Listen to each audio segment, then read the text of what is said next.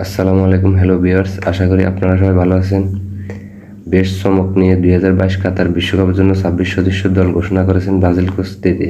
Goalkeeper Alisson, Anderson ও Everton, defender Alexandro Telles, Thiago Silva, Bremer, Marquinhos, Eder Militao, Dani Alves, midfielder Casemiro, Fabinho, Lucas Paqueta, Bruno Guimaraes, Fred, Everton Ribeiro, আক্রমণভাগ Vinicius Junior, Martinelli, Neymar, Rodrygo, Richarlison, Gabriel Jesus, Pedro, Antony, Raphinha.